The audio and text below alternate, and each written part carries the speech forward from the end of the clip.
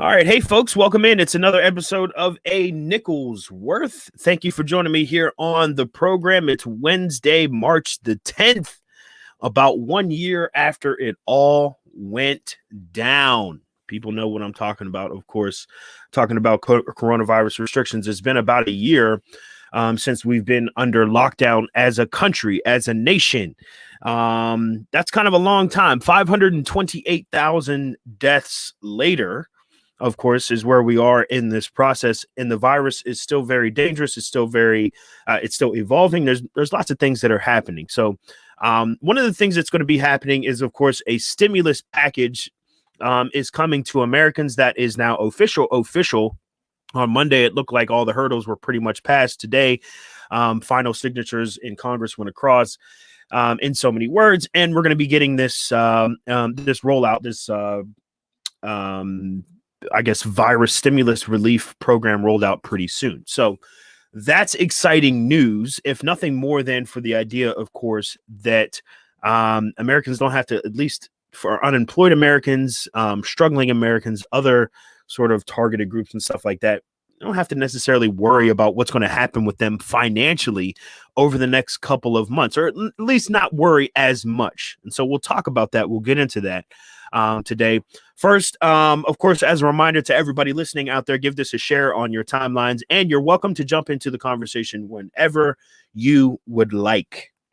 That's the beautiful thing about this forum. If you're watching us on Instagram, if you're watching us on YouTube or Facebook or Twitter, any of those other outlets that we're broadcasting live, please feel free to join in the conversation. I would love to hear, especially tonight's conversation talking about the stimulus and this idea of guaranteed income. I would really like you guys' opinions on guaranteed income and kind of what people think about the idea and the concept, and I'll certainly give my 2 cents or my 5 cents, however you want to look at that, as well. First, let's start out with a COVID stat of the day. Sometimes I give a scary COVID stat of the day. Today's stat of the day isn't so scary. As a matter of fact, it's the opposite. It's encouraging.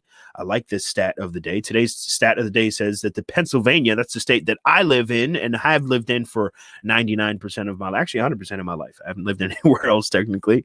One end or the other. Pennsylvania Department of Health announced Wednesday that over 1 million Commonwealth residents have now been fully vaccinated out of the state's 12.8 million people. That means about 8% of Pennsylvania residents have received one or both doses of one of the three vaccines that we have available. That's good. Obviously, those numbers need to improve, and they will over the coming weeks and months. The Biden administration, we're also getting news over the last 24 hours or so that the Biden administration has confirmed their purchase of somewhere around 100 million new doses of the vaccine. That should be very helpful with helping to achieve this herd immunity thing that we'd like to achieve in the U.S. But I mean, it's still kind of weird to even be talking about stories like this, for me, even a year into, the pandemic, whatever that means. It's still somewhat unusual to be talking about vaccines and doses and deaths and infections and things like that. It's still kind of strange, but the COVID stat of the day, not a bad stat today, something that's actually pretty good. Before we move on, though, I'm still somewhat concerned, a little bit concerned about how this vaccine rollout is going to work for certain individuals, especially those that are in deep poverty, or what might be described poverty. Like who's watching out for these people, right? Like the people without insurance, who generally live off the grid, health insurance or any type of insurance for that matter, who might be operating in an almost cash exclusive sort of way, right? Like everything that they do is cash based. Everything that they do is sort of off the grid. Like, what are these people going to do, when it comes to needing to get vaccinated? Obviously, the goal is every American, right? Can we vaccinate every single American? I know there's hangups in it, and there's, doubts and things that people have with that, but that's generally what we want right now. As I said, a year ago, we were talking about, just beginning this pandemic. How serious is this thing really going to be?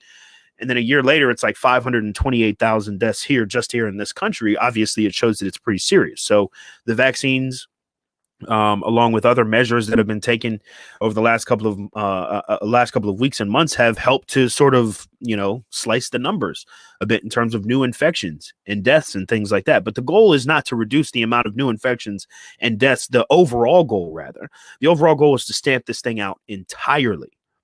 And so we've struggled with that process about like mask wearing and social distancing. And, just look at the state of Texas right now is just kind of making up its own rules when it comes to this kind of stuff. We've struggled with those initial parts, but the vaccination is like kind of like the knockout punch. Wham, hit it while it's down, so to speak, so that we can maybe kind of, eliminate this threat from society in and of itself altogether. So now that we're entering this phase, it's going to be important for people who are, kind of marginalized from society. These are people that I'm concerned about right now.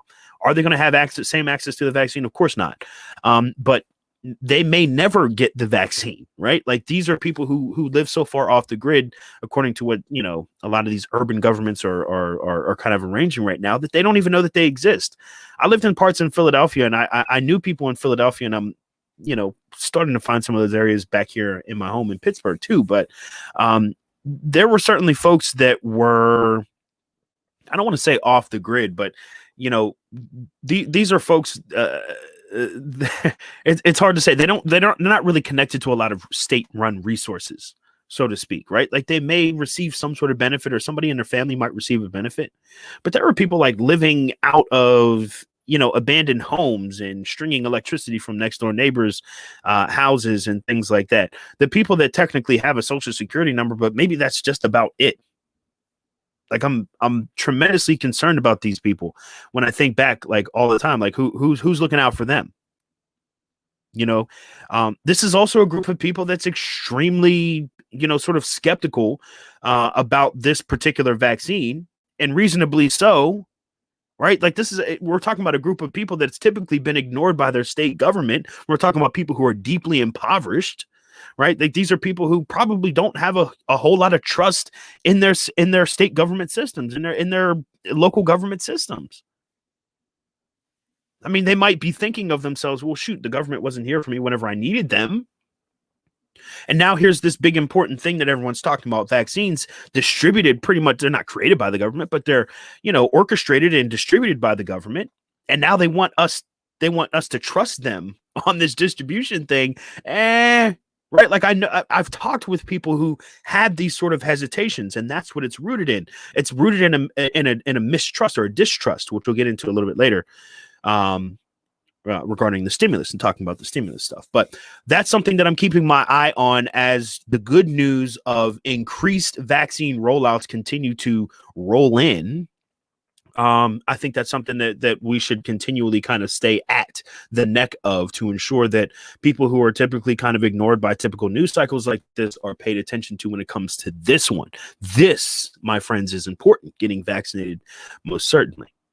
Let me know what you think about getting vaccinated, what you think about anything that we are talking about on tonight's show as well in the comment section. Bonus points for those who comment in the comment section. Anyway, tonight I wanted to talk about the stimulus.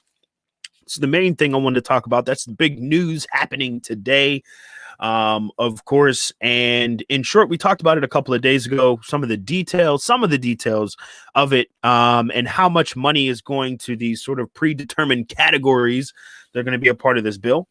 I think that anytime you're stimulating the economy in any way, shape, or form, you're infusing or injecting government money, or money from the government, however you want to look at it, into the economy, back to the people. I think that this is a good idea. There are a number of strings attached to how this controls the ups and downs, the ebbs and flows of the market and everything else like that. But generally, our country is made up, this is the way that I look at it, our country is made up of 350 million or so people, human beings. And any sort of plan that involves the U.S. government injecting or investing something into the people of the country, the 350 million or so people that live here, I think that's a very good thing. A very good thing. and I talked in the last episode about the value of propping up companies and businesses and things like that don't exactly do the same thing for the American worker.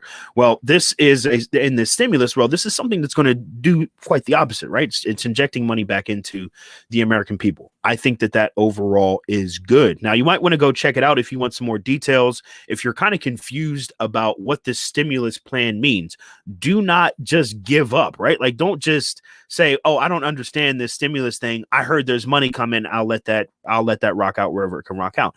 Throw it in your Google real quick. 1.9 trillion stimulus or stimulus bill, stimulus package, whatever else like that, and do some light reading on the details, like what's inside the bill. It's a lot to explain here. I haven't even read over all the details of it, and I certainly haven't read the full bill myself. But I think it helps if folks have a general understanding as to what's happening with this stimulus, because the details, my friends, are very, very important, and what it could possibly do for our system, a system that I often call very broken, because it is, could be critical, could be absolutely critical. So I think first, there are a number of programs, specific areas that are going to be boosted. They're going to receive a boost. We talked about, like, small businesses are going to receive, billions and billions of dollars. Children in this country, are going to receive billions and billions of dollars as well. And one of the ways in which children are going to receive that money is through the child tax, an expansion of the child tax credit for 2021. Right now, the way that works, the child tax credit, it's about $600 per child per year that parents can receive basically from the government, if you want to look at it like that, right? Like, without getting too deep into the weeds about it. The current child tax credit is about $600 per child per year, right? Now, this American Rescue Plan, which is, a part of this $1.9 trillion stimulus, families, this is coming from CBS News, families with children aged 6 to 17 will receive about $3,000 per child annually, $3,000 per child annually, and families with a child under the age of 6 will receive $3,600 annually. $3,600 annually. Now, previously, this tax credit maxed out at $600. $600 per child is what American parents could claim as a part of this child tax credit previous to this. Now you got a big stimulus plan. This fund, if you will, this pool of money is now increased by a large amount, and now each parent can claim $3,000 or $3,600 per child. That seems like a big deal, but here's the way that it breaks down in my estimation, right? Like, this is an idea of a consistent sort of monthly payment almost idea for parents. Instead of receiving one $600 payment for the entire year, the $3,000 or $3,600 per child would equate out to be about $200 to $250 every single month for children. For parents on this plan. $200 to $250 per month. Okay, a consistent, steady income for the rest of 2021. This is what's going to happen. It's no longer a proposal, but for the rest of 2021, parents can claim this and get an extra $200 to $250 in support for each one of their children. This is important. It's important. It's important. Obviously, adding money to the ledger, right? Adding money to the budget is going to, I'm sorry, not adding money to the budget, but adding money to your pockets to help, fulfill the budget, so to speak, is always going to help here. Like, always. Okay. So that's good. But moreover, this idea that Americans could receive a monthly benefit for something that is absolutely detrimental, that's the bigger deal here. That's the bigger thing that we have to pull out of this. This is opening up a conversation about what we like to call, not we, I'm sorry, I'm an American, but what other countries like to call guaranteed income. Whoa, guaranteed income. Hang on. Now we're on to something here. I like this idea, right? Guaranteed income for things like children, and no, fur babies don't count, as I've seen on my Instagram. Maybe there'd be like a dog credit somewhere down the line, but for now it's just regular human babies.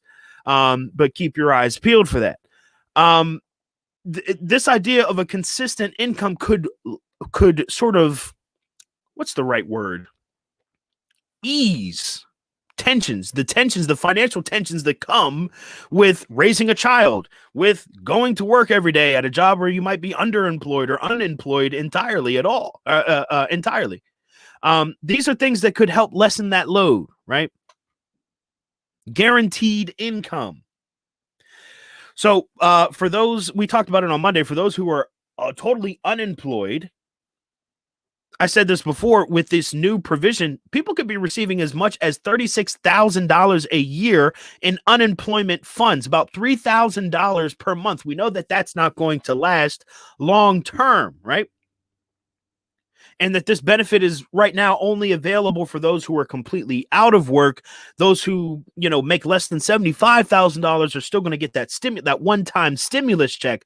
That's still going to happen. But the idea of month-over-month income, at least until September of this year, is taken care of for those who are unemployed. You can apply for credits that can pay you as much as $3,000 a month for a single individual. It's a lot of money, but it's only a lot of money if you consider this idea that Americans must work for everything that they have. There's a mentality that goes on here that says we must work for every single dollar that we have.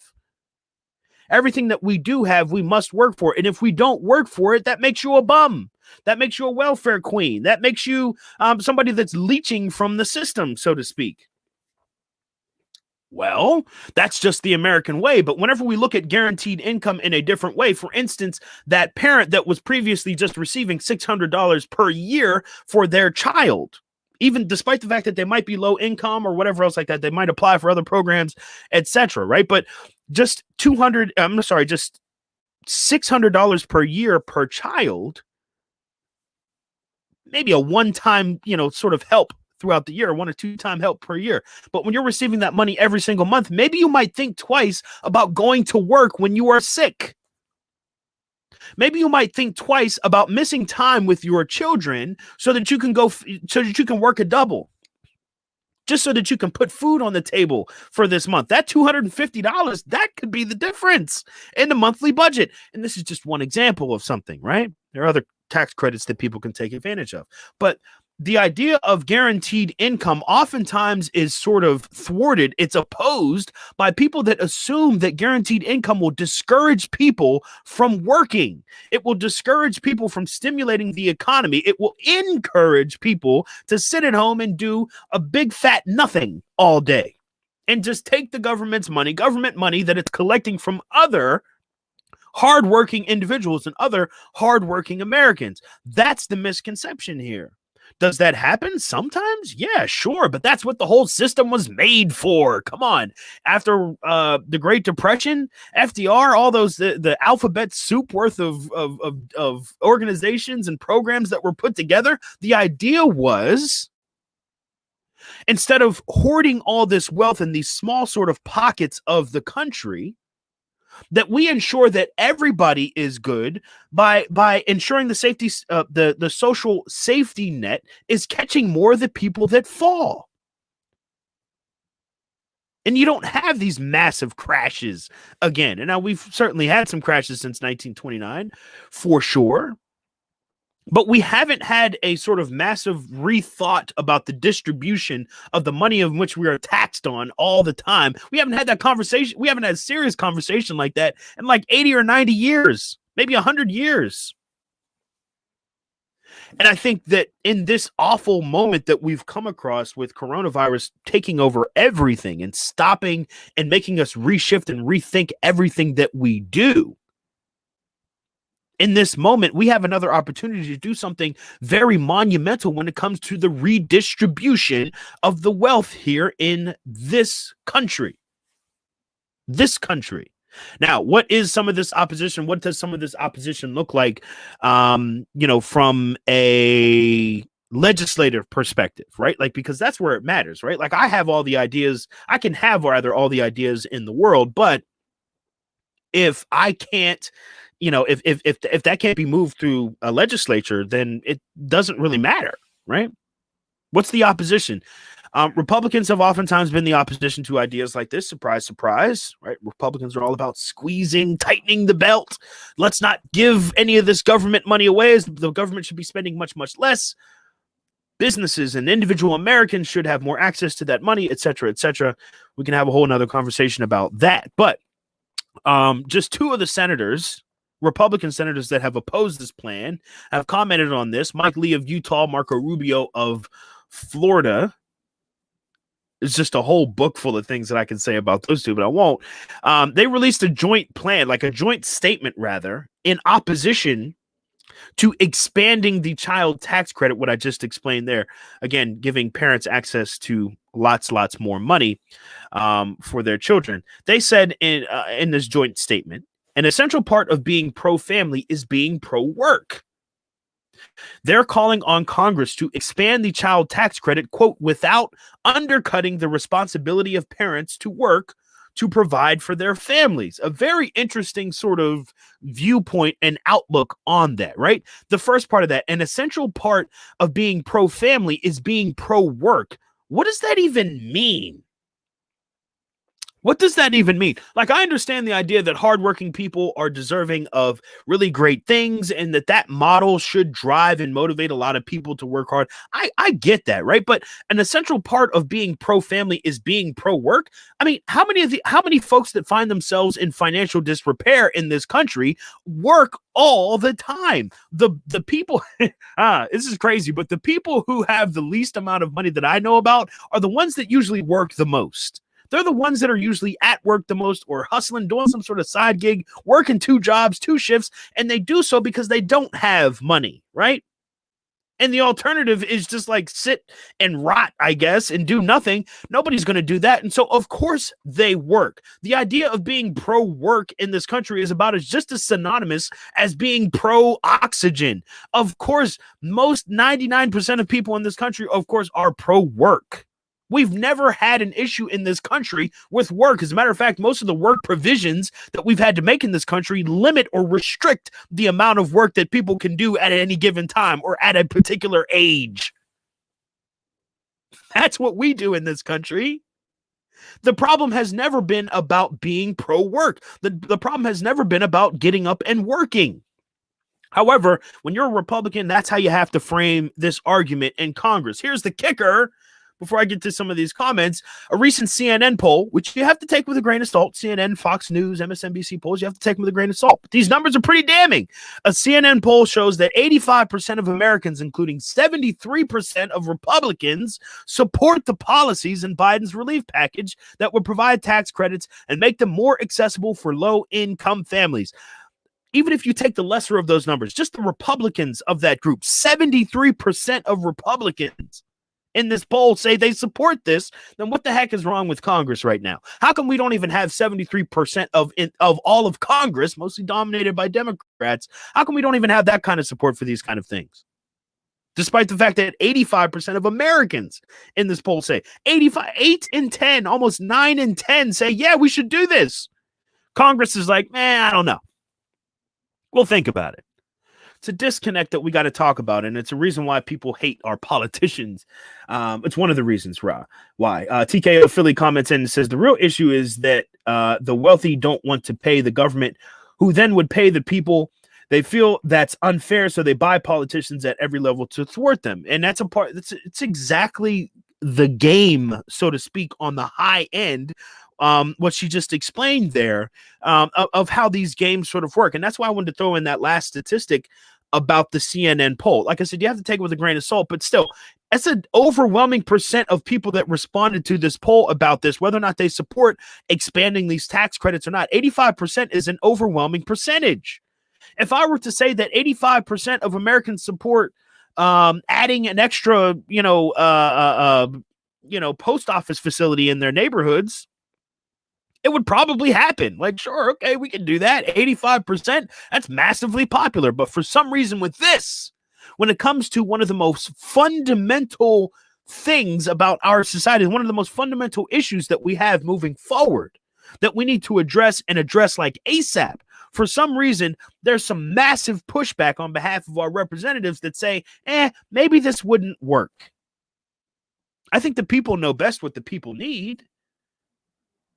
And I think at this point we can safely say that the people could use an infusion of cash.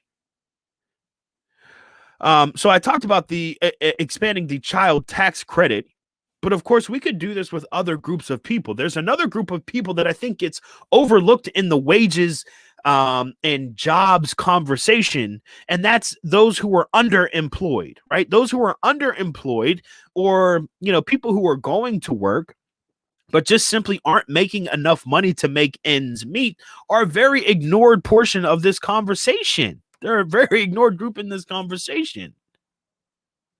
And these proposals that are leaning towards guaranteed income, and there are a number of them. This isn't the only one, right? Different cities are kind of experimenting with guaranteed income for low income, mothers, or those who are just freshly out of work, etc. Try to do some studies and figure out where this money is going and things like that. So it could expand out to a group like the underemployed. But what it could mean for the underemployed is that, as I mentioned, you don't have to bend over backwards to make ends meet. There's a certain sort of attraction, dare I say, to the hustle in this country. I work 18 hours a day and I only sleep for a few hours, and I got to wake up tomorrow and hustle again 6 days a week, 7 days a week. After I leave the gym, I go to work, and after I leave work, I get home and I pick up the kids, and then I start to, it's just like this. It's just a lure rather to hustling and over hustling and working yourself to the bone, that there is some sort of self reward, if you will, for doing that to yourself. There's not. I mean, other people admire that, maybe. But I don't think that it's cool to work and to hustle yourself into the ground. I think that people are deserving of nice things. I don't think that they should have to kill themselves, or pretty much kill themselves, as a way of getting that, as to having access to that. There are tons of people who remain underemployed for their entire work lives, their entire work careers. They work 20, 30, 40 years at a job or a multitude of jobs in which they are not paid what they are truly owed. These people live under the stress, the continued stress of potentially being on the line of being totally broke or bankrupt, or having to apply for different services and things like that. That's what we deal with right now. That was going on before the pandemic, of course, but we especially deal with it now. And when we talk about what are some of these big cornerstone things that we ought to be working on and attacking issue-wise, moving into this next phase of life post-coronavirus, this is one of the things. Imagine what you could do, not if you had extra money. Don't think about it like that. Or if Americans had extra money. Think about it like if you had an opportunity, if you had more of a choice of whether or not you want to put in those extra hours or not, whether or not you want to accept that certain job offer because it offers a higher salary, even though you don't really like the job or you don't really like the place, but it's a job offer that works for you financially. Imagine the difference between having to take that job offer and maybe something else that you like doing that pays less, but brings you happy, or brings you more joy, brings you a higher level of happiness. Imagine even fitting happiness into a list of priorities for yourself when thinking about something like grabbing a new job, right? Like, happiness is always like one of those things at the end, like, well, I hope I'm happy here. I hope this is a good environment. What we think about is benefits, pay, location. How much is it going to cost me to get to and from this particular job? And then maybe we think about stuff like, oh, am I going to be cool here? Am I going to be happy? Imagine if we made decisions with our happiness more front and center in our decisions. That's what I think. That's the difference that I think guaranteed income brings to the conversation. Not a free handout, not free cash to spend on whatever you want every single month. Americans are to the point where they need basic income to help take care of the basic necessities. And when your basic necessities are taken care of, oh, what a different world it is. Just imagining what we could focus on and what we could think about if we didn't have to think about how we fill the most basic of gaps. You guys know I'm not like the biggest Biden fan. I'm not like somebody that's going to be like, oh, I think he's so great and I think he's the savior of everything. But as I mentioned before, there is a tremendous difference between having a president who solely thought about himself and how he could protect himself, as opposed to having a president that is at the very least, presidential. Despite his politics and his leanings, the difference between, this stimulus package that was passed for all intents and purposes today and anything that would have happened in the past 4 years or the last year of the prior administration when the coronavirus was going on. Just a difference. Elections have consequences. We talked about it on the negative side last time when Donald Trump won. This time, Joe Biden won. There are consequences to that. And in this particular case, those are very positive consequences. My advice to everybody moving forward before I get out of here, and you can leave your comments in as well, take advantage of these programs, folks. Find out exactly what you qualify for. The stimulus, the $1,400 stimulus will go out to individuals making less than $75,000 a year, or couples making less than $150,000 per year. That's a lot of people, right? It's not everybody, but it's a lot of people. If you are making less than $75,000, ain't no shame. You better go get yourself a stimulus check. If you were recently unemployed, most especially if you're unemployed because of the pandemic, you need to take advantage of these programs. I know trusting the government might be a little bit tough at this point, but you got to trust the process. You got to be able to put yourself into the game. That's my message for today. All right, that's all I got for now. Make sure you like and subscribe. You can follow me at Keaton D. Nichols. I used to have it up here on a banner somewhere. There we go. At Keaton D. Nichols on Instagram and Twitter. Follow me on Facebook too, I guess. If you would like, follow or subscribe to the show page. That's most important.